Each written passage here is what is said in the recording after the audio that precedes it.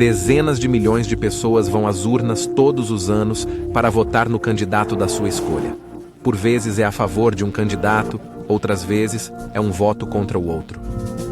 Todos nós já ouvimos os slogans: vote em fulano de tal para um futuro melhor.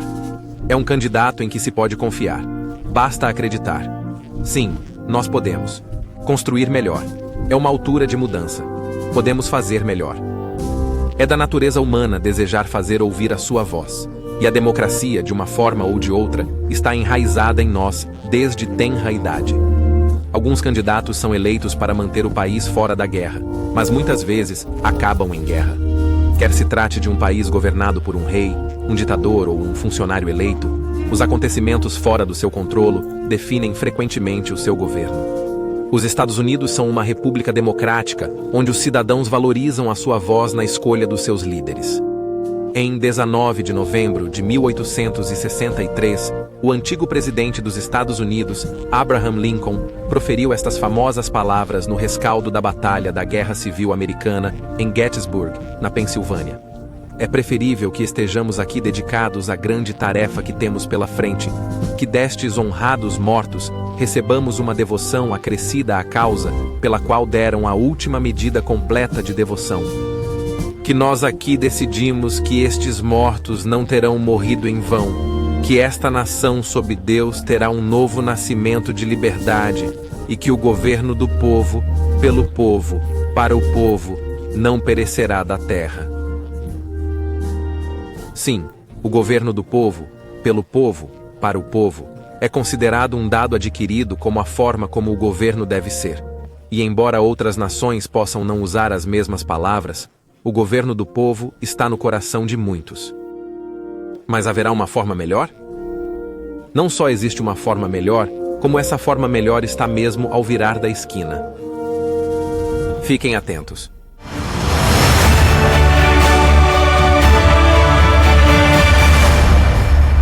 Já se aperceberam, caros amigos, que o Evangelho, ou seja, as boas novas que Jesus Cristo proclamou durante 3 anos e meio antes da sua crucificação, é uma mensagem sobre um novo governo que está para vir? Por que essa mensagem bíblica não está sendo ensinada nas igrejas hoje? Para entender, precisamos de uma visão geral. As tentativas caóticas da humanidade de se governar começaram no Jardim do Éden. Deus colocou nesse paraíso 2 árvores com grande significado simbólico. Uma árvore simbolizava o homem olhando para Deus para definir a maneira de viver, para determinar o certo e o errado. E se ele escolhesse essa árvore, ela conduziria à vida. A outra árvore simbolizava o homem que se colocava como Deus para determinar por si próprio o certo e o errado. Então, o que é que essas árvores têm a ver com este assunto? Tudo. Quando me formei no Ambassador College, em 1969, escrevi sobre os resultados das tentativas do homem de construir um mundo à parte de Deus. Rotulava a educação como, cito, a mãe que gerou os cientistas, os capitães da indústria e dos negócios, os políticos e governantes, os líderes da sociedade moderna e os teólogos. Fim de citação. Mas quais são os resultados da mãe da humanidade, o seu sistema de educação? É um mundo doente, caótico e de violência. Relativamente à questão do governo, o enviado explica: o mundo moderno produziu 3 formas de governo mais ou menos novas. Cada uma delas promete paz, felicidade e prosperidade para o seu povo. A democracia do tipo americano e britânico, o socialismo moderno do tipo sueco e francês e o comunismo ateu. As 3 baseiam-se na teoria de que cada indivíduo tem o direito de partilhar os resultados da ciência, da indústria e da vida moderna. Todas as 3 se baseiam num sistema de indústria e de difusão da educação. Mas o que é que encontramos de facto? Encontramos alguns chefes de Estado que procuram sinceramente a paz e o melhoramento dos seus povos. Mas nenhum está a trazer a paz, porque nenhum conhece o caminho para a paz. Mas, com demasiada frequência, encontramos também o contrário. Encontramos homens egoístas, gananciosos, com uma vaidade excessiva, ambiciosos na sua ânsia de governar, que maquinam para deitar a mão ao acelerador do poder para engrandecimento pessoal e ganho monetário. Encontramos corrupção, imoralidade, engano, desonestidade a correr desenfreadamente nas altas esferas.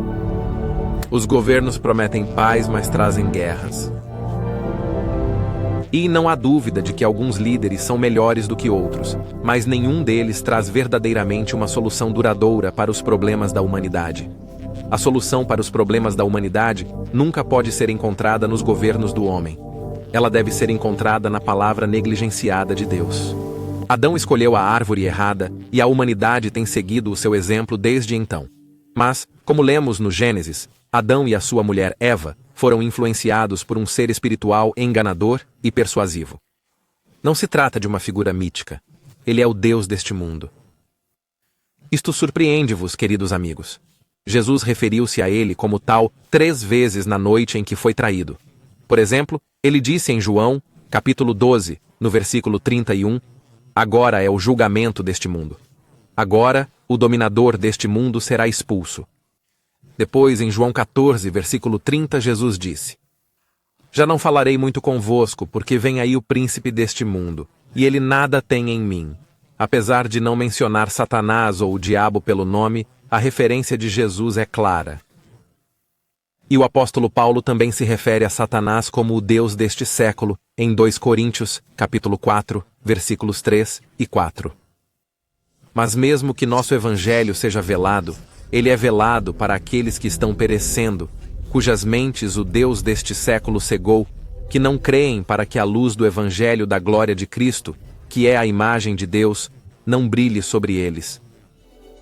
E como podemos negligenciar esta poderosa declaração sobre quem é que dirige o curso deste mundo?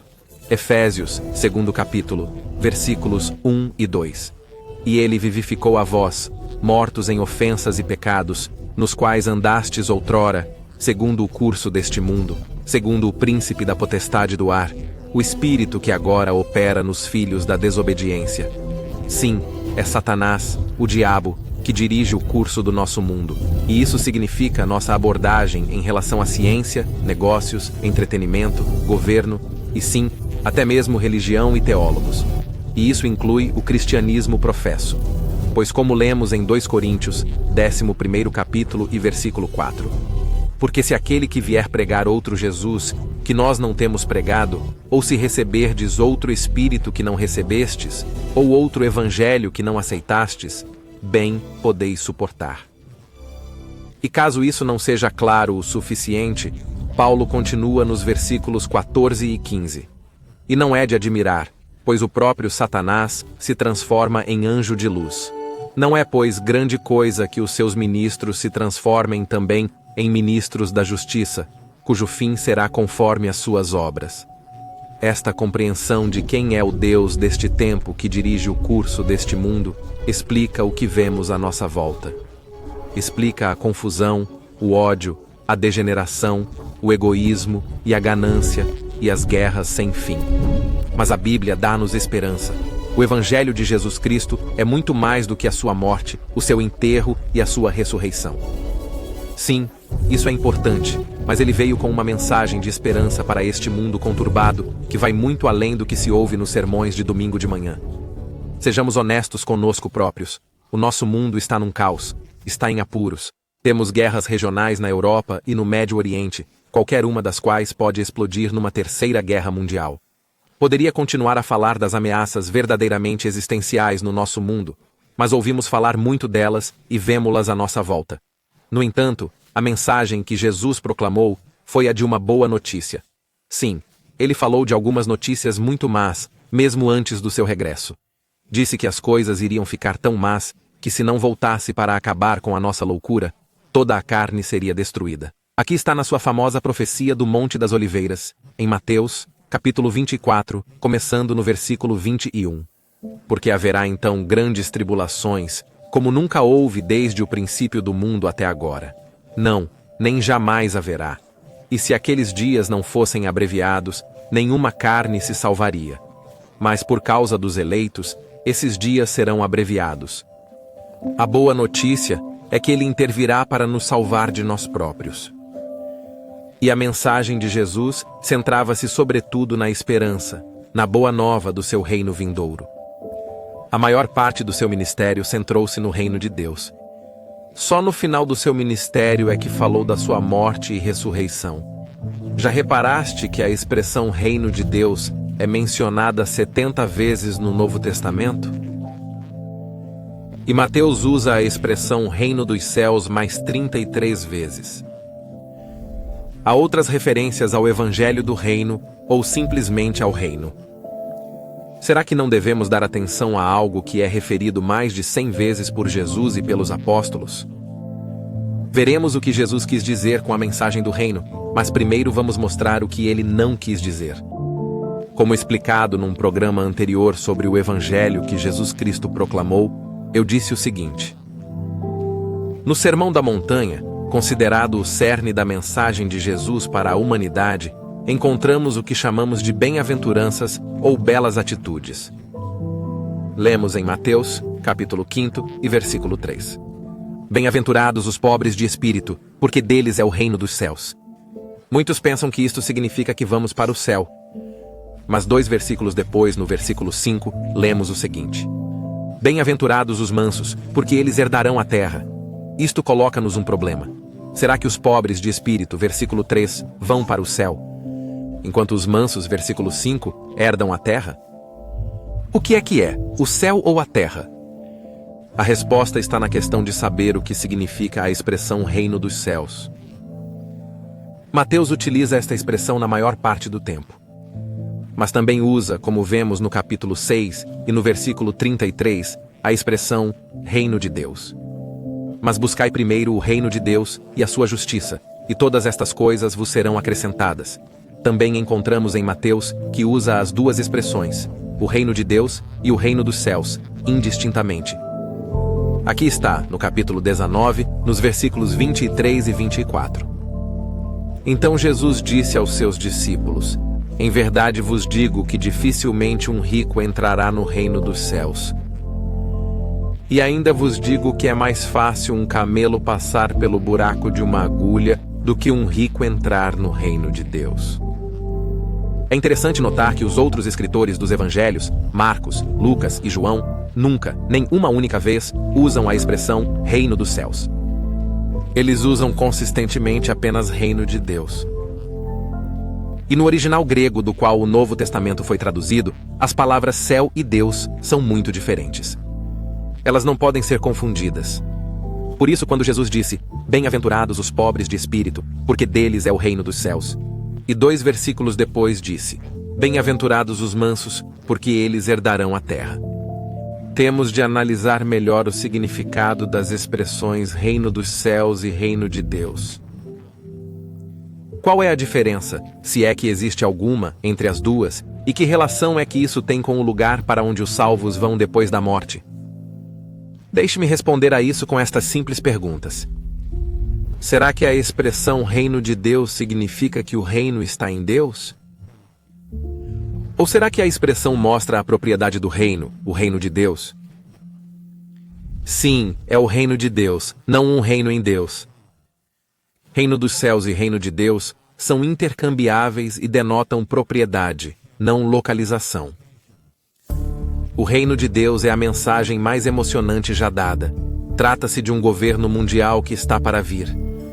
As pessoas ficam muito entusiasmadas com a possibilidade de votar num novo cavaleiro de armadura brilhante que nos salvará de todos os nossos problemas, mas não conseguem ver a única solução para as dificuldades da humanidade.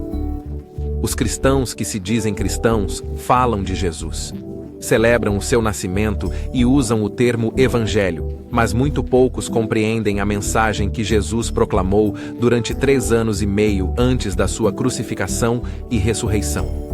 Caros amigos, se vos considerais cristãos, não gostaríeis de ter a certeza do que é esse evangelho? Afinal, Paulo pronunciou uma maldição sobre quem pregasse um evangelho diferente. Admiro-me de que tão depressa vos aparteis daquele que vos chamou na graça de Cristo para outro evangelho, que não é outro, mas ainda que nós ou um anjo do céu vos anuncie outro evangelho, além do que já vos temos anunciado, seja anátema. Isto vem de Gálatas 1, versículos 6 a 8, e são palavras fortes. Pessoalmente, tenho medo de ensinar qualquer outro evangelho que não seja aquele que Jesus Cristo proclamou, e espero que vocês sintam o mesmo. A esperança é eterna para aqueles que estão à procura do próximo político que pode trazer paz e prosperidade a todos os seus cidadãos. É certo que alguns homens e mulheres fazem um trabalho melhor do que outros em posições de governação. Mas o historial geral do governo do povo e pelo povo deixa muitos desiludidos. Não se interprete mal. Sir Winston Churchill não estava longe da verdade quando disse: muitas formas de governo foram experimentadas e serão experimentadas neste mundo de pecado e desgraça. Ninguém pretende que a democracia seja perfeita ou sábia. De facto, tem-se dito que a democracia é a pior forma de governo, com exceção de todas as outras formas que têm sido experimentadas de tempos a tempos. Mas haverá uma forma melhor? Estaremos nós entregues a nós próprios na escolha da próxima grande esperança? E temos de perguntar: é a maioria que realmente seleciona os nossos líderes? Como vimos numa parte anterior deste programa, há um poderoso ser espiritual que dirige o curso deste mundo. Reparem novamente em Efésios, no 2º capítulo, e nos versículos 1 e 2. E vos vivificou, estando vós mortos em ofensas e pecados, nos quais andastes outrora, segundo o curso deste mundo, segundo o príncipe da potestade do ar, o espírito que agora opera nos filhos da desobediência. No entanto, também temos de reconhecer que Deus levanta e remove governantes para cumprir os seus objetivos. Será que pensamos mesmo que podemos ter mais poder do que Deus? Daniel 2, versículos 20 e 21. Daniel respondeu e disse: bendito seja o nome de Deus para todo o sempre, porque dele são a sabedoria e a força. Ele remove reis e levanta reis. Jesus Cristo oferece-nos um caminho melhor do que o governo do povo e pelo povo. O reino de Deus é o governo de Deus, como podemos ver no 7º capítulo de Daniel. Este capítulo começa por descrever 4 reinos que governam o mundo como bestas selvagens. Observe a explicação dada a Daniel sobre essas 4 bestas nos versículos 17 e 18. Aqueles grandes animais que são 4 reis que se levantam da terra. Mas os santos do Altíssimo receberão o reino e possuirão o reino para todo o sempre e para todo o sempre. Esses mesmos 4 reinos, rei e reino, são usados indistintamente na Bíblia, por sinal. São referidos no 2º capítulo de Daniel, onde Nabucodonosor viu uma imagem gigante de um homem num sonho muito vívido. Daniel foi chamado a explicar o sonho. Repara na sua interpretação. Tu, ó rei, és o rei dos reis, porque o Deus do céu te deu um reino. Tu és esta cabeça de ouro. Mas depois de ti, levantar-se-á outro reino inferior ao teu. Depois, outro, um terceiro reino de bronze, que dominará sobre toda a terra. E o 4º reino será forte como o ferro. Esse reino quebrará e esmagará todos os outros. Estes 4 reinos são os mesmos que os 4 animais descritos em Daniel 7. E em ambos os casos, o 4º reino continua de uma forma ou de outra. Até a vinda do Messias, que esmagará esse reino e dará o governo a um tipo muito diferente de pessoas. Observe a explicação da conclusão do sonho de Nabucodonosor, que começa no versículo 41. Como viste os pés e os dedos dos pés, em parte de barro de oleiro e em parte de ferro, o reino será dividido, mas a força do ferro estará nele.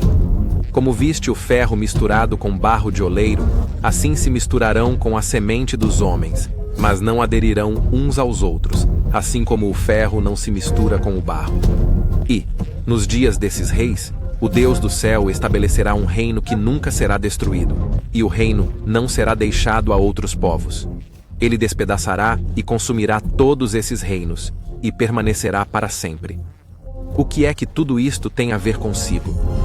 O verdadeiro Evangelho de Jesus Cristo é a mensagem mais emocionante já dada à humanidade. Mas o Deus deste mundo cegou os olhos dos cristãos professos. Como diz em 2 Coríntios 4 e versículos 3 e 4. Mas ainda que o nosso Evangelho esteja encoberto, está encoberto para os que estão perecendo, cujas mentes o Deus deste século cegou, e que não creem, para que lhes não resplandeça a luz do Evangelho da glória de Cristo, que é a imagem de Deus. O Evangelho de Jesus Cristo é a proclamação mais importante da história do mundo. Mas as mentes dos cristãos professos têm sido cegadas pelo Deus deste tempo. No entanto, a Bíblia está repleta desta mensagem. Repare-se no que Jesus disse em Lucas, capítulo 4, versículo 43. É necessário que eu anuncie o reino de Deus também às outras cidades, porque para isso fui enviado. Então, o que é que isto tem a ver consigo? Tudo. Na parábola das minas, Jesus descreve um nobre que se representa a si próprio, indo para um país longínquo, isto é, para o céu, a fim de receber para si um reino. Lemos sobre essa cerimônia de coroação em Daniel, capítulo 7, versículos 13 e 14. Agora escrevam isso e procurem. Daniel 7, versículos 13 e 14. Prove por si mesmo. Daniel 7, versículo 27, continua fazendo essa profunda declaração. Então, o reino e o domínio e a grandeza dos reinos debaixo de todo o céu serão dados ao povo, aos santos ou servos do Altíssimo. O seu reino é um reino eterno, e todos os domínios o servirão e lhe obedecerão. Quando Jesus regressar à terra, nomeará aqueles que governarão a terra, como lemos na parábola das minas, em Lucas, capítulo 19. Então veio o primeiro dizendo: Mestre, a tua mina ganhou 10 minas. E ele lhe disse: Muito bem, servo bom, porque foste fiel no pouco, tem autoridade sobre 10 cidades. Acabou-se a política, acabou-se o governo do povo e pelo povo. No entanto, será um governo para o povo, para todos os povos, e será justo, compassivo, e trará prosperidade para todos. Este é o Evangelho que Jesus trouxe, uma mensagem sobre um governo futuro, um governo do qual pode fazer parte. Imagine só, desenvolva o caráter de Jesus Cristo agora e ajude a trazer paz e prosperidade a todos quando Ele estabelecer o seu reino no seu regresso. Não se deixe enganar por um falso evangelho. Prove e acredite no verdadeiro Evangelho. É a última esperança da humanidade, a única esperança da humanidade. Espero que tenha tirado proveito deste vídeo. Se o achou útil e quer aprender mais, não se esqueça de obter o seu folheto gratuito intitulado Você Acredita no Verdadeiro Evangelho? Pode encomendá-lo em omundodeamanha.org, Order Publications. Nós, aqui no Mundo de Amanhã, queremos ajudá-lo a compreender o seu mundo através das páginas da Bíblia. Por isso, não se esqueçam de gostar, subscrever e carregar no sino para não perderem outro vídeo. Obrigado por assistir. Até a próxima.